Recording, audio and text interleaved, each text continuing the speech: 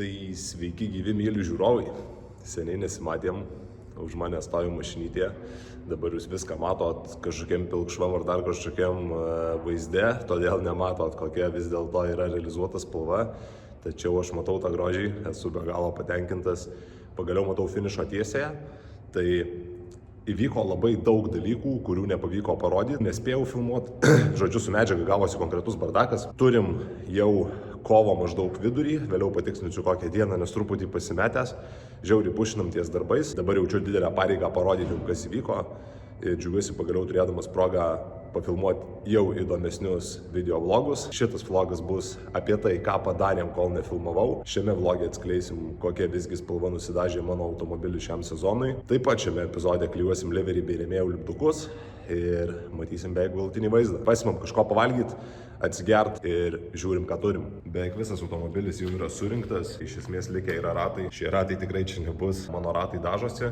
vėlgi pamatysite tikriausiai šiam vaizdo įraše kokią spalvą. Lempų kol kas neredu, kad būtų paprasčiau klijuoti liverį, o buferiai tiek priekinis, tiek galinis dar nėra paruošti ir nudažyti. Čia dar trūksta moldingo, rankenėlės, čia taipogi trūksta grotelių, reikia nudažyti valytuvus, juos nusiėmus, nes dabar labai krenta į akį va tokie vaizdai. Salone vis dar nėra itin švaru, truputį prasivalėm, bet dar ne iki mak. Įsivirino keleivio sėdynį kilpelės, dabar ten yra prilaipiota, nes šiaip nudažiau juodai visą dugną, vėliau įsivalys, atrodys tikrai gražiau. Turim M-Paparco shifterį ir rankinį, kurio dabar nesimato per vairą. Tačiau jie yra pleveliai, tai irgi bendro vaizdo kol kas dar nematom. Kiek vėliau iki to daeisim, vairas tas pats kaip ir praeitą sezoną, lapšys irgi tas pats kaip ir praeitą sezoną. Su kėbulu kaip ir aišku, kaip ir sakiau, kad smulkmenėlės, kažkur grotelės, rankerėlės, moldingėlės, buferiai ir turi nusidažyti ratai, užkliuojam liverį, lipdukus ir iš esmės kėbulas kaip ready. Turiu sužiūrėti visą galinį traversą, sužiūrėti visą galinę važiuoklę, kodėl man vis dėlto lūžinėjo pusašiai ir išspręsti tą problemą, pasikeisti galinius guolius, peržiūrėti visus šarnyrus, iš esmės priekį visus darbus jau atlikau, reikia dar susireguliuoti koilus, pasikeisti iš antifrizo į vandenį, pasikeisti alyvą bei kitus skysčius. Būtinai reikia pasikeisti kuro filtrą ir kuro pompą, kadangi nuo pirkimo automobilio nekeičiau, tai manau, kad jau pats laikas. Realiai taip vizualiai pasitikrinsim viską, ar visur viskas gerai, niekur neleidžia skysčių. Deja, radau, kad mano dėžė leidžia tikriausiai per patį dėžės salniką, tai teks nusimest dėžę, prie to pačio įsivertinsim sankabos būklę. Žiauriai laukiu parodinti jums visą galutinį vaizdą, kurio dar pats nematau, bet jau galiu įsivaizduoti. Rytoj susitinkam čia, klijuosim liverį ir žiūrėsim, kas mums iš to gausis.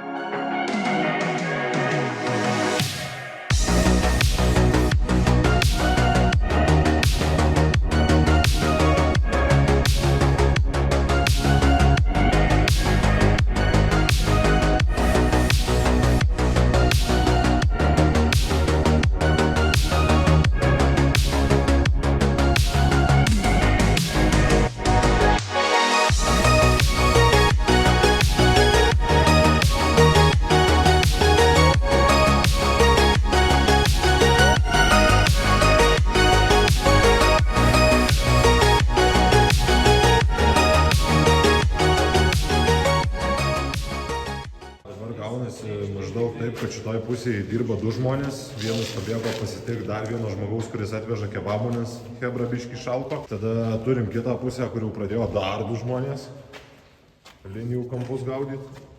Pagal visokius trafaretus ir rodymus dar visokias nesąmonės. Įsivaizdavimų yra, nežinau, apie kokią 10 po 10 vakarą nusimato ilga naktelė.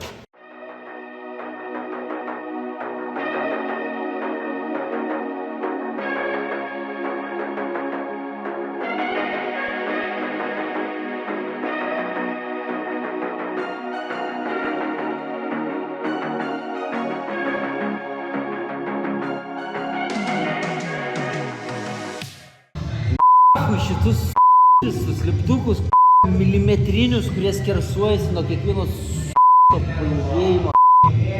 O jeigu šiaip tai viskas labai gerai, sakyčiau, kas gamino ir dizainą darė, tai tikrai matosi žmogus labai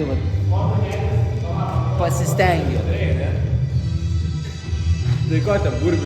Mes čia turėtume, karočią, atrėkti. Jis tas padarė, jis dabar, karočią, rėkia. Nu tai... Įkvėp, iškvėp. Pim pom pom pom pom.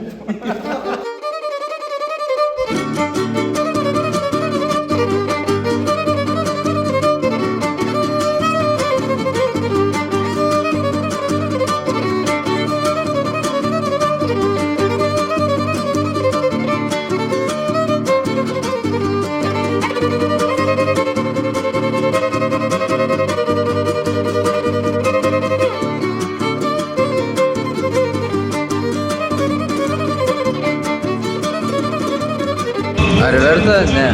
Ar bus gražu tai? Dar viena saulėta dienelė Marijos žemėje, esam vėl garaže. Nežinau, kiek pavyko vakar kažką gero pafilmuoti, žiauriai nuvertinom visą šitą procesą prie liverio klijavimo, viskas eina labai sudėtingai ir tuoj parodysiu kaip kas ir kodėl. Truputį įsimiegojom, kas daugiau, kas mažiau, vakar dirbo maždaug iki 4:30 ryto. Jeigu kažkuriuose kadruose matėsi nealkoholinio alkoholio, tai tik noriu dar kartą užtikrinti, kad jis yra nealkoholinis ir manau visi patys suprantat, kad be nealkoholinio alkoholio čia biški sunkiai viskas vyktų. Nuotaikos geros, jau pradeda muštis tas vaizdas, kurį aš ir noriu matyti. Iš esmės esu patenkintas, procese mokomės, jau čia nieko naujo šitam kanale. Pabandysiu tiesiog apeiti automobilį, maždaug paaiškinti kaip kas. Šiandien šeštadienis, biški po pietų, bandom toliau pušinti. Stengiausi padėti visur, kur galiu. Iš esmės, ką per vakar padariau, tai užklijavau Instagramo lipdukus. Vieno ir kitoj pusėje, ir tai ne vienas. Buvau pradėjęs kitoj pusėje klijuoti rodiklės. Užklijavau iki maždaug čia.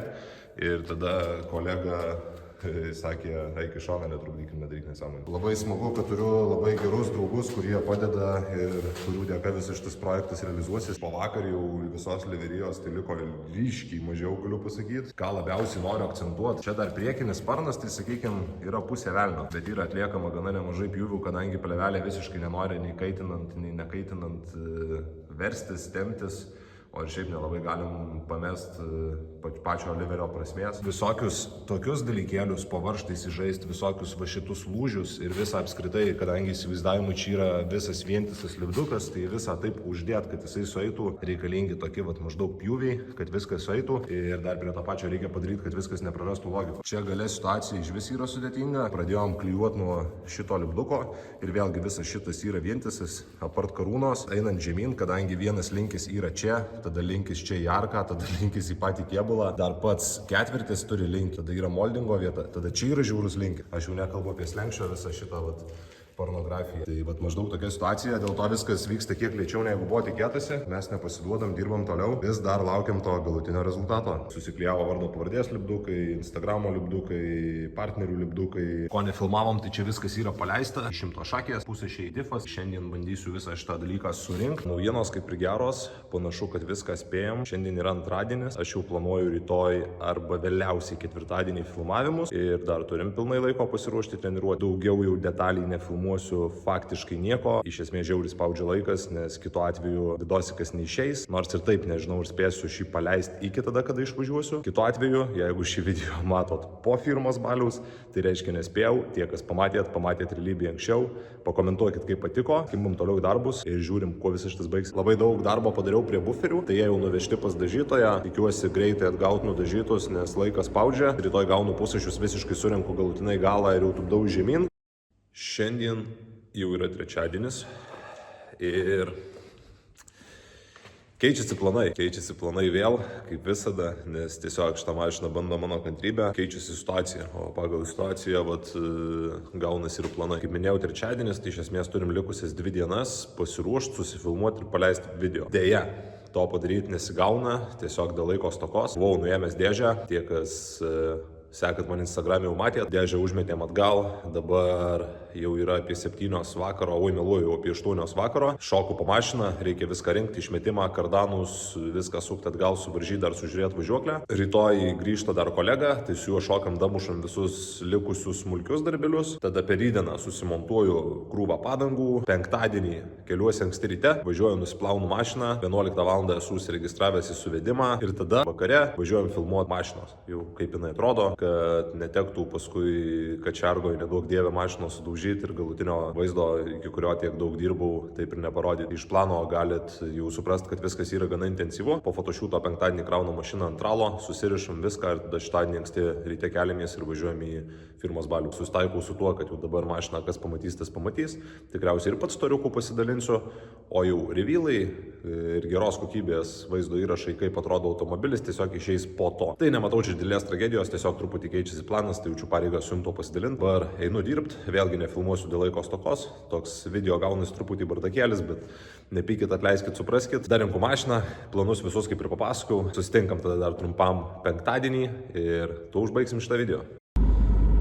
Nu tai ką, paskutinė dalis šio epizodo, tas didysis revealas, aš žiauriai patenkintas, mašina kaip ir važiuoja, viskas veikia, pavyko pasidaryti suvedimą, pasidarėm paskutinės smulkmenas, rydienos firmos balių esam kaip ir ready, atvažiavom dabar į Alytaus aerodromą, aeroklubą, tai esam jiem labai dėkingi, kad leido čia pasifilmuoti, kadangi laukiai yra labai didelis vėjas, nes su plinos tiesiog teritorijos, lauko, tai dabar parodau, kaip atrodo automobilis ir toliau jau lauksim kokybiškesnės medžiagos, bet labai noriu jums tą parodyti, atskleisti, kas dar nematėt firmos baliui, tai pasimėgaukit vaizdu.